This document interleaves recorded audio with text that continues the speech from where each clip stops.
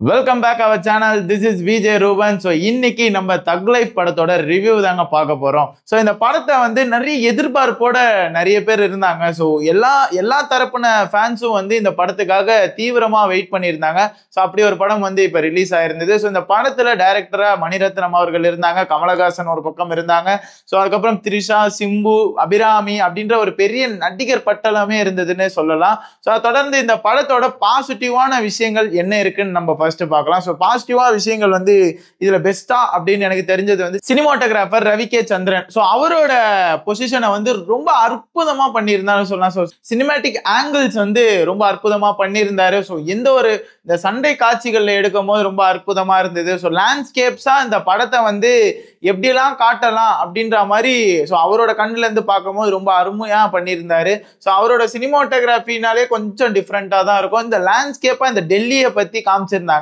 Obviously சொல்றேன், ஒரு top notch அப்படின்ற மாதிரியே சொல்லலாம். நல்லாவே பண்ணியிருந்தாங்க அவரோட பெஸ்டாகவும். So editor Sreekar Prasad. So இவரை பத்தி சொல்லவே வேணாம். மணிரத்னங்கள் படங்கள் எல்லாமே இவர் தான் எடிட் பண்ணுவாரு. ஸோ பொன்னியின் செல்வன் ஆகட்டும், ஸோ இந்த படம் ஆகட்டும், அற்புதமா எடிட்டிங் கட்ஸ் அப்படின்ற ஒரு விஷயம் இருந்தது. ஸோ கட்டெல்லாம் வந்து நச்சு நச்சுன்னு கட் பண்ணியிருந்தாங்கன்னே சொல்லலாம். ஸோ சினிமாட்டோகிராஃபரும் எடிட்டரும் சேர்ந்து பூந்து விளையாடின ஒரு படமா இந்த படம் அமைஞ்சிருக்கு. எனக்கு ஆப்வியஸ்லி கிளைமேக்ஸ் சீன்ல வந்து நடந்த ஒரு ஃபைட் வந்து கொஞ்சம் டிஃப்ரெண்டான ஒரு ஃபைட்டா இருந்தது. ஏன்னா ஸ்பீட் ரேம்ப் அப்படின்ற ஒரு விஷயத்தை யூஸ் பண்ணி ரொம்ப அற்புதமா பண்ணியிருந்தாங்க. ஸோ அதை தொடர்ந்து பார்க்கும்போது சிம்பு அவர்கள் இந்த படத்துக்கு ஒரு முக்கியமா ஒரு பாசிட்டிவான ஒரு விஷயம்னா சிம்பு அவர்கள். ஸோ எஸ்டிஆர் எப்படி ஒரு கம்பேக்கான படம்னு சொல்லலாம். ஸோ எஸ்டிஆருக்கு தொடர்ந்து கம்பேக் படம் தான். எல்லா படத்துலையும் கம்பேக் கொடுத்துக்கிட்டே இருக்காருன்னா அது எஸ்டிஆர் அவர்கள் மட்டும்தான். ரொம்ப நாள் கழிச்சு ஒரு நல்ல ஒரு ஆக்டிங் பர்ஃபார்மன்ஸ் வந்து ஒரு பெரிய காஸ்ட் அண்ட் க்ரூல வந்து இவர் பண்றாரு. ரொம்ப அற்புதமா இருந்தது. ஏன்னா முக்கியமா இந்த தக் லைஃப் அப்படின்ற படத்துல வந்து பேசும் பொருளை எஸ்டிஆர் அவர்கள் தான் வந்து ஸ்டாண்டர்டா நின்றுருக்காரு. அது தொடர்ந்து இப்ப பாசிட்டிவான விஷயம் ஸ்டோரி அந்த வயசு வந்து போகும்போது அது கொஞ்சம் லேக் அப்படின்ற ஒரு விஷயம் வந்து மக்களிடையே பேசும் பொருளா இருக்கு. ஸோ நம்ம எந்தெந்த சீனுக்கெல்லாம் கத்துவோம், எந்தெந்த சீனுக்கெல்லாம் ஆறாவாரம் பண்ணுவோம் அப்படின்ற இருந்த சீன் எல்லாமே லேகா தான் இருந்தது. அப்படி ஒரு விஷயம் ஸ்டோரியில இருந்தாலும் கேரக்டரைசேஷன் அப்படின்ற ஒரு விஷயம் இருக்கு. ஸோ இதுல வந்து ஒரு ஆப்வியஸ்லி ஒரு 10-12 கேரக்டர் இருப்பாங்கன்னு வச்சுக்கலாங்க. ஸோ அந்த 10-12 கேரக்டருக்கும் அந்த கேரக்டரோட பர்ஃபார்மன்ஸ் என்ன, ஸோ அந்த கேரக்டரோட தன்மை என்ன அப்படின்ற இந்த இன்ட்ரோடக்ஷன் சீன்லயே ரொம்ப அற்புதமா காமிச்சிருப்பாங்க. ஸோ நரிகள் கூட்டம் அப்படின்ற மாதிரி ஒரு 10 ரோஸ் ஒரு கேரக்டரா இருக்காங்க, நாசர் ஒரு கேரக்டரா இருக்காரு. ஸோ சிம்பு வந்து தாந்தா ரங்க நாய சக்தி வேலை நாயக்க அப்படின்ற மாதிரி மாறுற கேரக்டரா இருக்காரு. ஸோ த்ரிஷா அவர்கள் கேரக்டர் வந்து மக்களிடையே கொஞ்சம் சர்ச்சையா இருந்தது. ஸோ ஏன் த்ரிஷா கூட பண்ணியிருக்கலாம் அப்படின்ற இந்த ரோலை வந்து பண்ணியிருக்கலாம், பட் கமலஹாசன் ஏன் இவ்வளவு கீழே இறங்கிட்டாரு அப்படின்ற ஒரு கேள்வி வந்து மக்களிடையே வந்து இருக்குங்க. ஸோ எதனால சொல்றேன்னா, சுகர் பேபியா அப்படின்ற ஒரு கேரக்டர் வந்து த்ரிஷா அவர்கள் பண்ணியிருந்தாங்க. ஸோ அவங்க வந்து 2வது கீப் அப்படின்ற ஒரு கேரக்டர்ல தான் இருந்தாங்க. ஸோ அவங்கள கமலஹாசன் வந்து லவ் பண்ணி ஒரு விஷயமா சைட்ல வச்சிருந்தாரு. இன்னொரு பக்கம் அபிராமி அவங்க வந்து தான் உண்மையான மனைவியா இருக்காங்க.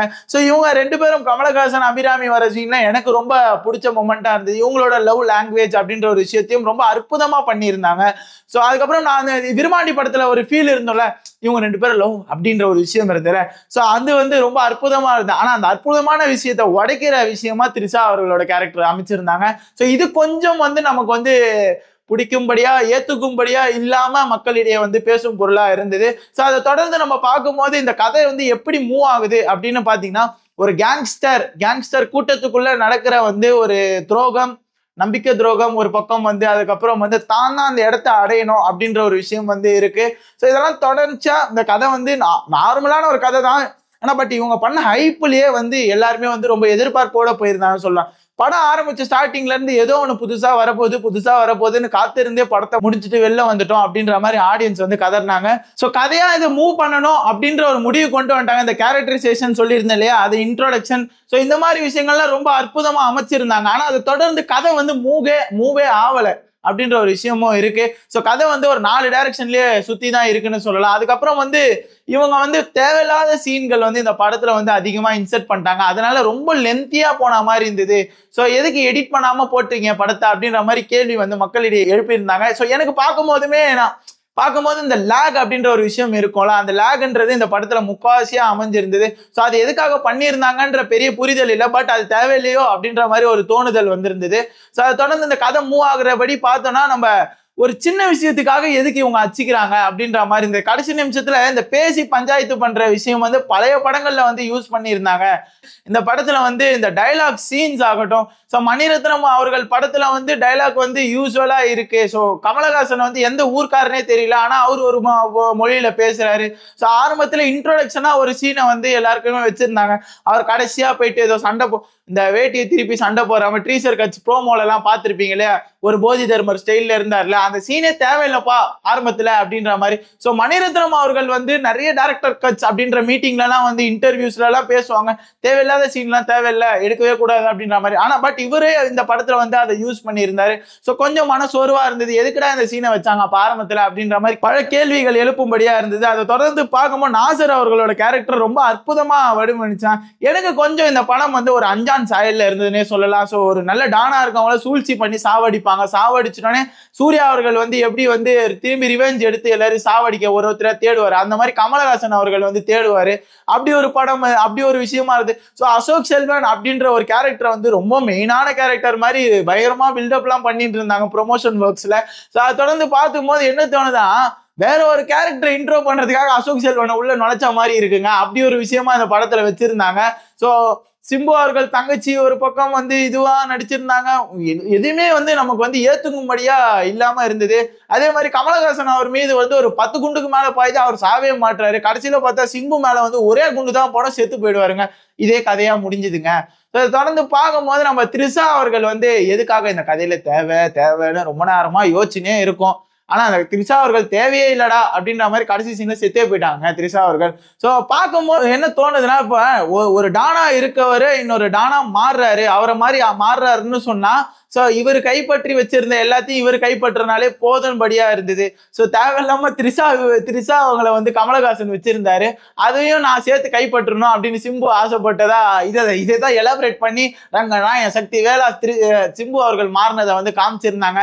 இதெல்லாம் கொஞ்சம் ரசிக்கும்படியா இல்லாம தான் இருக்கு. ஸோ இந்த படத்தோட ஓவர் லென்த்தா இவ்வளவு பெரிய படம் இவ்வளவு பெரிய பட்ஜெட்ல தேவையா அப்படின்ற மாதிரி மக்களிடையே ஒரு கேள்வியா வந்துருச்சு. ஸோ ஆப்வியஸ்லி இந்த படம் வந்து ஒரு ஃபிளாப்பான படம் அப்படின்ற பேசும் பொருளா இருந்தாலும் முதல் நாள் கலெக்ஷனே ஒரு 20 கோடி ரூபாய்க்கு மேல தமிழ்நாட்டில் வசூலா இருக்கு. ஸோ அதை தொடர்ந்து பார்க்கும்போது இந்த கதையில ஒன்றும் இல்லை, ஸ்கிரீன் பிளேலையாவது ஏதாவது இருக்கணுமேப்பா, எதிர்பார்ப்புக்காக ஏதாவது இருக்கணும்ல. ஸோ சிம்பு அவர்களோட என்ட்ரிக்காவது எல்லாரும் கத்துவாங்கன்னு பார்த்தா அந்த என்ட்ரியே ஸ்லோவா இருந்தது. ஏன் இவ்வளவு ஸ்லோவா இந்த படத்தை எடுத்தாங்க அப்படின்ற ஒரு கேள்வி வந்து மக்களிடையே எழும்பி இருக்கு. ஸோ பாசிட்டிவா ஒரு சீன் இருக்கும்னா இந்த படத்துல இந்த ஒரு சீனை நான் சொல்லுவேன். ஸோ ஒரு பக்கம் பீச்சில் வந்து கமலஹாசனும் அபிராமி அவர்கள் வந்து கமலஹாசன் யாருன்னே மறந்து போயிடுவாங்க. அப்படி ஒரு சீன் இருக்கும். நாயக்கர் வந்து யாருன்னே மறந்து போற ஒரு சீனை வச்சிருப்பாங்க. ரொம்ப அற்புதமா இந்த லவ் காட்சிகள்ல டைலாக் அமைப்பது, இந்த மாதிரி விஷயங்கள்லாம் கான்சென்ட்ரேட் பண்ணியிருக்காங்க. ஸோ அதை தொடர்ந்து இந்த பக்கம் பார்த்தா த்ரிஷா விண்ணை தாண்டி வருவாயா ஒரு சீனை வந்து ரீக்ரியேட் பண்ற மாதிரி அந்த பீச்ல வந்து வச்சிருந்தாங்க. ரொம்ப அற்புதமா தான் இருந்தது. பட் இருந்தாலும் இந்த கதை வந்து ஸ்லோவா தான் மூவ் ஆயிட்டு இருக்கு அப்படின்ற ஒரு விஷயமாவும் இருக்கு. அப்புறம் சண்டே காட்சிகளே ரொம்ப வளன்னு எடுத்து வச்சிருக்காங்க அப்படின்ற மாதிரியே இருக்கு. ஸோ அதுக்கப்புறம் தொடர்ந்து பார்க்கும்போது நாசர் அப்படின்ற ஒரு கேரக்டரை பிரம்மாண்டமா பில்டு பண்ணிட்டு அவர் வந்து சூழ்ச்சி மூலியமா சக்திவேலை வந்து கொலை பண்றாரு அப்படிலாம் காமிச்சிட்டு திரும்பி இது ஒரு கமலஹாசன் மாதிரி ஒரு பெரிய ஆக்டர் வந்து அவர் பழி வாங்கும்போது இவர் கூட கண்டிப்பா ஒரு 20-30 பேராவது வச்சிருக்கலாம். அதுவும் இல்லை, ரொம்ப ஃபன்னா வந்து கொலை பண்ற மாதிரி வச்சிருந்தாங்க. ஸோ அவர் வந்து சூழ்ச்சி மூலியமா இமாலயாஸ்ல போயிட்டு தள்ளி விட்டுருவாங்க. தள்ளி விட்டோடனே அவங்க அங்க போயிட்டு தப்பிச்சு இப்போ புரண்டு வரா மாதிரிலாம் காமிப்பாங்க. ஆஸ் யூஷுவல் ஒரு ஹீரோ கான்செப்ட்ல தான் அதே எடுத்திருந்தாங்க. அதுல இருந்து பார்க்கும்போது நம்மளாம் ஒரு டைலாக் ஒன்று யோசிச்சுட்டே இருந்தோம், இவருனாப்பா நேபாளில் போயிட்டு கத்துக்கின்னு வர்றாரு கும்ஃபுலாம், அப்ப இவருனா போதி தர்மரா அப்படின்ற மாதிரி நம்மளுக்குள்ள வச்சிருந்து அதை படத்திலேயே போட்டாங்க. ஸோ எனக்கு என்ன பொறுத்த அளவுல என்ன இருக்குன்னா, ஸோ மணிரத்னம் அப்படின்ற ஒரு ஜெம் இவர் வந்து எப்படி வந்து ஆடியன்ஸ் ரியாக்ட் பண்ணாங்க அதுக்கேற்ற மாதிரி படம் எடுக்கிறாரு அப்படின்ற ஒரு கேள்வி இருக்குன்னு. ஏன்னா அவரும் ஒரு சில இன்டர்வியூல எல்லாம் சொல்லியிருந்தாரு, ஸோ ஆடியன்ஸ்க்காக படம் எடுக்கக்கூடாது, பட்ஜெட்டுக்காக படம் எடுக்கக்கூடாது, so what ever is it, நம்ம என்ன கதையா சொல்ல வரோமோ அந்த கதைக்கு தேவையா அந்த கதையை பற்றி அந்த கதையிலே தான் படங்கள் சுத்தணுமே தவிர, பட் ஒரு ஆடியன்ஸ் பார்க்குக்காக நான் படம் எடுக்கிறேன்ப்பானா அது வந்து கூடாது அப்படின்ற மாதிரி அவர் தான் சொல்லியிருந்தாரு. பட் அவரே இதில் இம்ப்ளிமெண்ட் பண்ணும்போது கொஞ்சம் ஆச்சரியத்தக்க விஷயமா தான் இருக்கு. ஸோ ஒரு பக்கம் வந்து ஒரு பாட்டுக்காக வந்து இங்க பெரிய போராட்டமே நடந்தது. ஒரு பக்கம் தீ பாடிட்டாங்க, ஒரு பக்கம் சிம்மை அவர்கள் பாடிட்டாங்க. யார் பாடின பாட்டுப்பா வரப்போகுது அப்படின்ற ஈகரா வெயிட் பண்ணா அந்த பாட்டே வைக்கல. அப்படி ஒரு விஷயம் பண்ணிட்டாங்க. ஸோ எதுக்காக இதை வைக்கல அப்படின்ற ஒரு கேள்வி இருக்கு. அதுக்கப்புறம் ஏஆர் ரகுமான் அவரோட பிஜிஎம் வந்து எதுக்காக யூஸ் பண்ணாங்கன்னு இருக்கு. ஏன்னா இந்த படத்துல வந்து இப்ப நம்ம விக்ரம் படத்துல வந்து நாயகன் மீண்டும் வரார் அப்படின்ற ஒரு வரி வந்திருக்கும், ரொம்ப ஆப்வியஸா புரிஞ்சிருக்கும். ஏன்னா அதுல வந்து செத்த மாதிரி காமிச்சிட்டு படத்துல வந்து நாயகன் மீண்டும் வரார் இது காட்டுற போது நம்மளால ஏத்துக்கும்படியா இருந்தது. விண்வெளி நாயகா எதுக்காக இது விண்வெளியில நடக்குது அப்படின்ற மாதிரி மக்களிடையே ரொம்ப நெக்கலா கலாச்சிட்டு போற அளவுக்கு இந்த படத்தை வச்சுட்டாங்க. ஏன்னா இந்த விண்வெளி நாயகன் பாட்டை வந்து நம்ம வந்து ரொம்ப என்ஜாய் பண்ணோம் அந்த பிஜிஎம் தீமை வந்து. இப்ப அந்த படத்துக்கு அப்புறம் அந்த அந்த அந்த சவுண்டை கேட்டாலே ஒரு மாதிரி எரிச்சலா வருதுன்னு மக்களிடையே பேசும் பொருளா இருக்கு. ஸோ இவ்வளவுதாங்க இந்த படத்தோட நம்மளோட பிரியோ டிவி சார்பா என்ன ரேட்டிங் கொடுக்கலான்னு பாத்தீங்கன்னா 10க்கு ஒரு 4 கொடுக்கலாங்க அதிகபட்சம். ஸோ மணிரத்னம் அவர்கள் படத்துக்கே இந்த நிலைமையா அப்படின்ற மாதிரி ஒரு கேள்விக்குறியா அமைஞ்சிருக்கு. ஸோ இவரை வச்சு ஒரு பக்கம் ட்ரோல் பண்ணிட்டு இருந்தாங்கன்னா சங்கர் அவர்களை வந்து நீனும் என்னோட லிஸ்ட்ல வந்துட்டாயா அப்படின்ற மாதிரி மீம்ஸ் எல்லாம் நிறைய போட்டு ஷேர் பண்ணிட்டு இருக்காங்க. இவ்வளவுதாங்க இந்த படத்தோட மொத்த ரிவ்யூமே இருக்கு. பாசிட்டிவ் நெகட்டிவ் சேர்த்து கலந்து வச்ச மாதிரி ஒரு விஷயத்த பார்த்துருந்தோம். ஸோ உங்களுக்கு இந்த படம் பிடிச்சிருந்ததா பிடிக்கலையா மறக்காம கமெண்ட் பண்ணிடுங்க, லைக் பண்ணுங்க, ஷேர் பண்ணுங்க. முக்கியமான விஷயம் சப்ஸ்கிரைப் பண்ணிடுங்க. Signing out, Ruban.